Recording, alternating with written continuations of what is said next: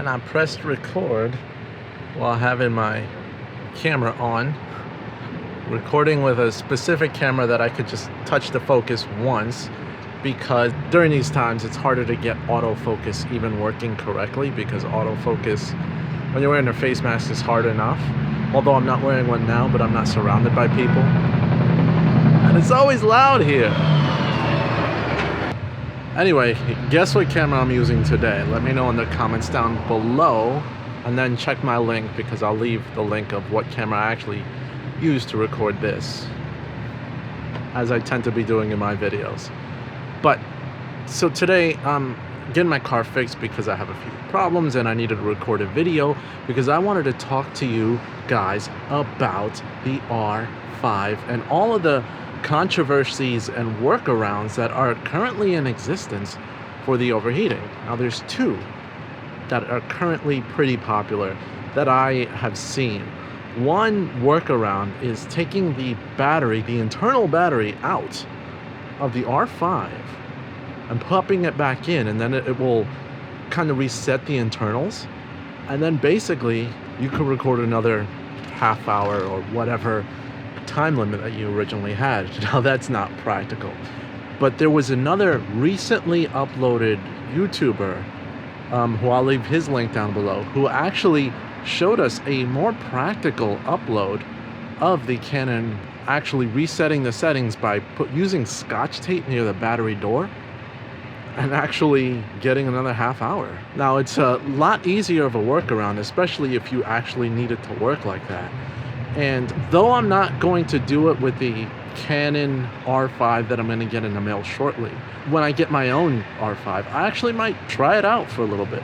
Realistically, maybe record a long session of 4K 60 or 4K 120 or even 8K if I get like my memory card timed in right and get everything I need from that standpoint.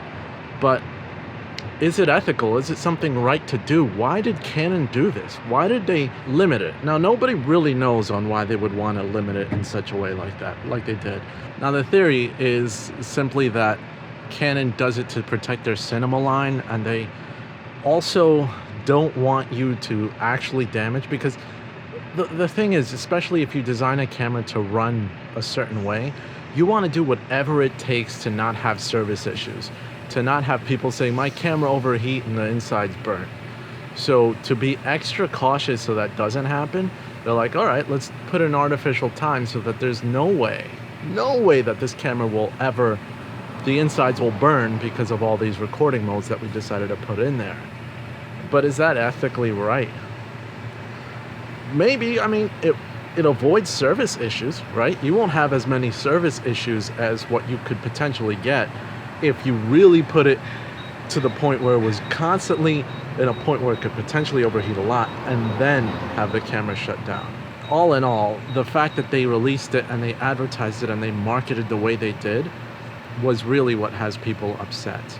My personal opinion is, if Canon's paying attention, and I hope they are, because us YouTubers and those that complain about it are those of us that know a lot about cameras and really have a comment or two to say about cameras. But the vast majority who buy these cameras are probably not vloggers or YouTubers, and they're either video people, which video people are starting to lean towards the A7S III, but they'll be photographers who don't even want to touch 4K. 1080p is just fine with them, and they're good with that.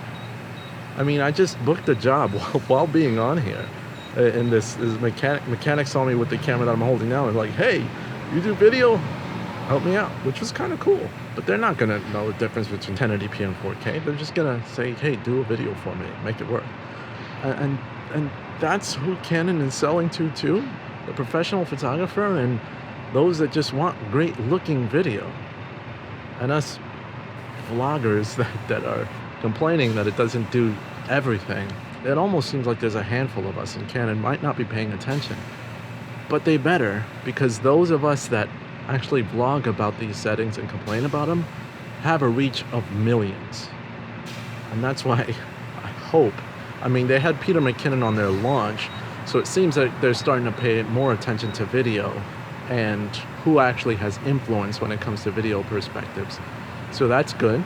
Let's see what's your move, Canon. Now, there's that rumored R5 firmware update where it's been rumored that we're going to potentially get a little bit more recording time. Canon, that camera could do a lot more recording time with those modes. I'd unlock the 30-minute time limit. That's ridiculous. Still getting the R5 though. It's my camera. I'm excited because of the photography features. I'm a video guy, but I'm excited for the photography features. Anyway, definitely subscribe if I didn't mention that before, because you guys are doing awesome when it comes to watching my videos and leaving your comments. It means a ton to this channel, and I want to hopefully continue to grow. And hopefully my next couple of videos, I might have mentioned this before, but at least my next video, I want to talk about audio and the help that I need from you guys when it comes to the audio on my channel. I mean, it probably doesn't sound perfect here, but I have an issue with audio in my studio that is very annoying. So I'll make one of my next videos, just a cry for help from you guys. I mean, I try to help you, but this time I need your help. But as always, definitely leave a comment down below, like, share, and you can make my day if you subscribe today. This is Magnus, and I'm out. See you guys later.